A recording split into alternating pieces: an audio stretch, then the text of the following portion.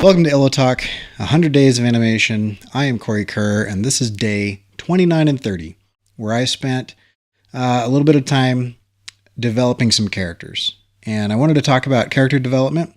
I'm not an expert in anything that I'm talking about here, but I'm learning along the way. And I've noticed something specific. As I've been watching students try to do this, as well as doing it myself, there's one thing that I think a lot of beginning character designers are not thinking about, and that's what we're going to talk about today. While you take a look at some of the things that I've designed for today.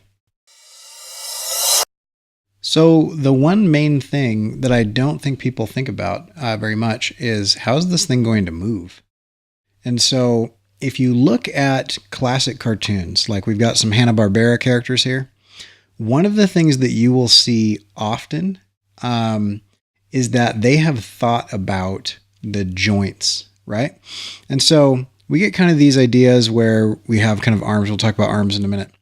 But if you notice, all of these characters, they have some sort of obstruction, whether it be a hard line or a bow tie or a collar or a dog collar or something that is covering the joint between where their head meets their body.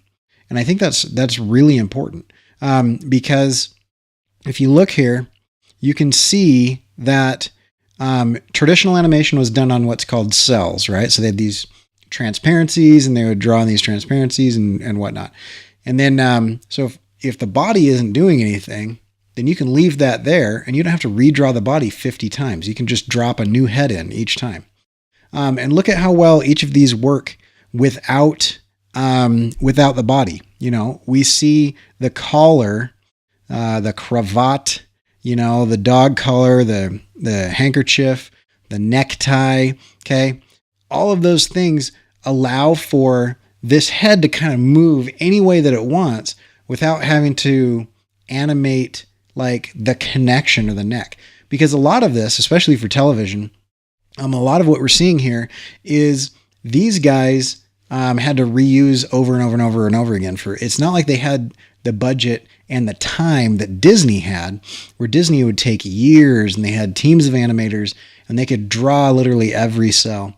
And so I think this translates over into what we're talking about for what I'm doing, because what I'm doing is I'm creating puppets. And so each arm, each body, each torso, you know, the forearm and how it meets at the elbow and things, I have to think about each one of those things.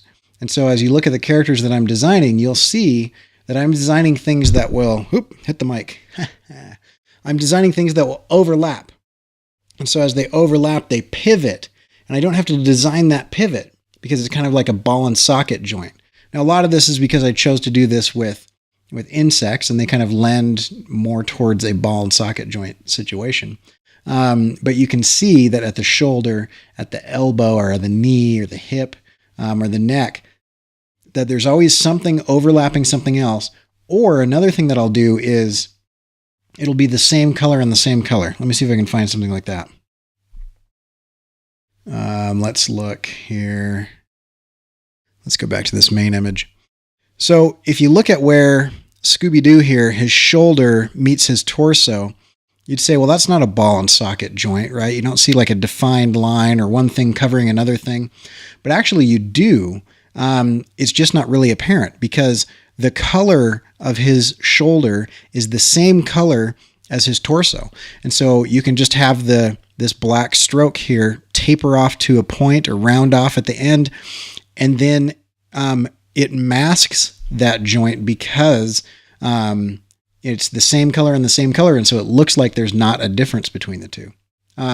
Anyway, so that's the main thing that I see that I think would really help people who are starting to design their own characters for animation, is that you do that in such a way that you are very intentional about how the joints, where the head meets, the body, shoulders, elbows, hips, and knees, sometimes ankles or whatever, that you're very careful to design, things where there is something masking the movement, or where you have kind of the same color on the same color that kind of hides that joint, and that you think very, very thoughtfully through that.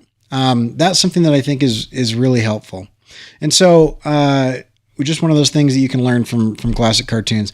Look at these two characters, for example. When you look at legs and how they're meeting here under Fred, he's just kind of got this fringe, this little skirt deal going on, and so we don't need to worry about pelvis, hips, crotch, what happens in that area. And then with George here, you always have this line that kind of masks kind of where the pelvis is. It kind of just meets that. And so you can kind of see, two different ways. There's the overlap, or there's, kind of the hue on hue kind of value situation going on. So anyway, that's all I've got for today. I'm going to keep designing this. You'll probably see me ink it digitally here soon and build it in Illustrator.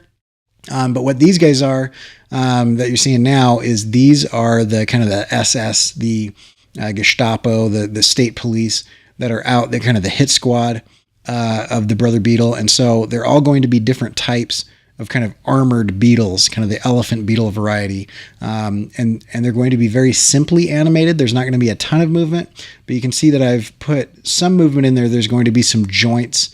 They're going to be galloping a lot. And so you'll kind of see them running on all six legs and kind of spear tackling people and stuff. And so very simple animation. They don't need to be as rigged as much as the other two characters that you've seen me rig, because they're they only do one thing in the film, and so I don't need all of the different abilities that I gave the other two puppets. So if you like what you see, subscribe, like this, leave a comment, and you can always follow me at corykerr.com.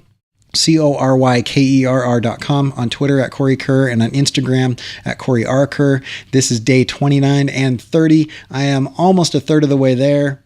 And this is 100 days of animation. Illotalk, Cory Kerr. I'm out.